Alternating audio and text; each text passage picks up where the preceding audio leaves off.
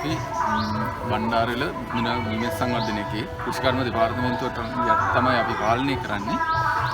අපි ආයතනයෙන් කරන ප්‍රධාන කාර්යයක් තමයි ලාංකීය ගොවි ජනතාව දැනුවත් කිරීම. පුහුණු වැඩසටහන් පවත්වනවා.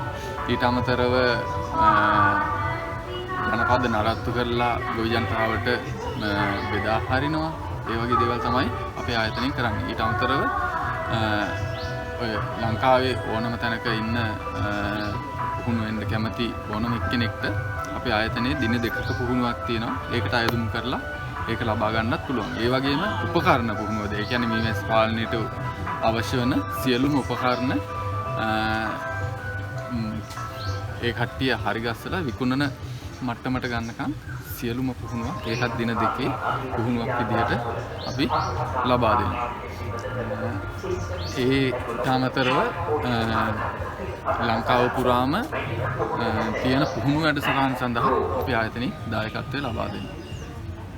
නඩත්තු කරන පොඩ්ඩක් අපිට ඇත්තටම මේ තියෙන්නේ ස්වභාවිකව තියෙන ජනපදයක් අපි පෙට්ටියකට අරගෙන ඒ ජනපදයේ ස්වභාවිකව තියෙන්නේ කොහොමද කියලා පොඩි අවබෝධයක් නරඹන්න කට්ටියට ලබා දෙන්න තමයි මේක අපි හදලා තියෙන්නේ. සාමාන්‍ය ස්වභාවිකව තියෙන ජනපදයක උඩම විදිහට තියෙන්නේ ජනපදයේ මේක වදයක්. මේ වදයේ උඩම තියෙන්නේ පැණි.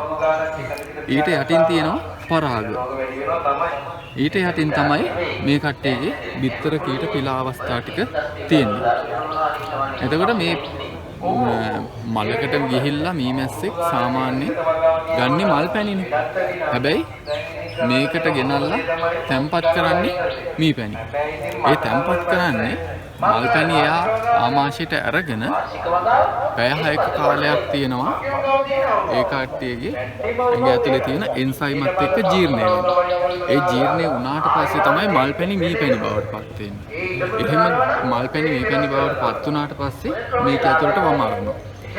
ඒ වමාරනකොට වමාරලා ඉවරනාට පස්සේ මේකේ ජල ප්‍රතිශතයක් තියෙනවා සාමාන්‍යයෙන් තියෙන්න ඕනේ 17ක් 18ක් වගේ.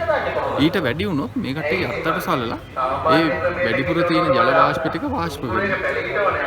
ජල වාෂ්ප කරලා ඊට පස්සේ මේක 116කට 17කට අඩු කරලා ඉටිපියස්සකින් වහනවා. ඒකට හේතුව මේක ඉටිපියස්සකින් වහන්න නැතුව තිබ්බොත් අවට වාතයේ තියෙන ජල වාෂ්ප අහපෝ වර්ගකට උරා ගන්න නිසා. ඊට අමතරව දැන් මේකේ තියෙන මේ පරාගයි පැණි තමයි මේකේ කීටයෝ ආහාරයට ගන්න. ඒකට අපි ගෙදරක ජනපදයක් නඩත්තු කරනවා නම් මේ ජනපදේ අපි නිසියාකාරව නඩත්තු කරනවා. ඒ කියන්නේ ජනපදයක් කොහේ හරි ගස් බෙනකින් හරි ගල් වෙනකින් හරි ගත්තට අරගෙන මේකට දැම්මට මේකට දාලා තිබ්බට වැඩක් නැහැ. මේකේ කරන්න ඕනේ කටයුතු ටිකක් තියෙනවා. ඒ කියන්නේ මේකේ අඩිය ලෑල්ල කියලා එකක් තියෙනවා. ඒක අපි පිරිසිදු කරන්න ඕනේ. ඒ වගේම දැන් මේ කට්ටියගේ පරිසරයේ කෑම අඩුයි. කෑම අපි අතිරේකව ලබා දෙන්න. ඕක තමයි කරන්න ඕනේ කටයුතු. සාමාන්‍යයෙන් මේ ගැන උනන්දුවක් දක්වන ගොවියෙක් වගේ එහෙම ඉන්නවනම් එයාට කොහොමද සම්මාන කෙනෙක් ලබා ගන්න ඕන? ලබා ගන්න ඕනේ. ඔව්. එතකොට ඒක අපේ ආයතනයේ දුරකථන අංකය ලබා දෙන්න.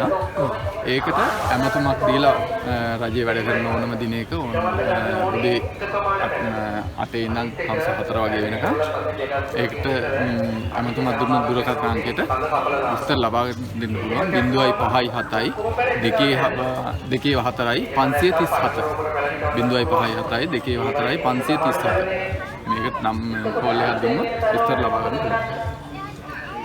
පීදන කල් එන මොරෙය ඔක්කොම ගලවලා දාලා පීදන කොට එන එක මොරෙයක් හැදෙන්න ඉඩ දෙනවා. අර අල්ලිය කියන කල එක ගානකට කපනවා කියලා මට කරපර බලස් එහෙම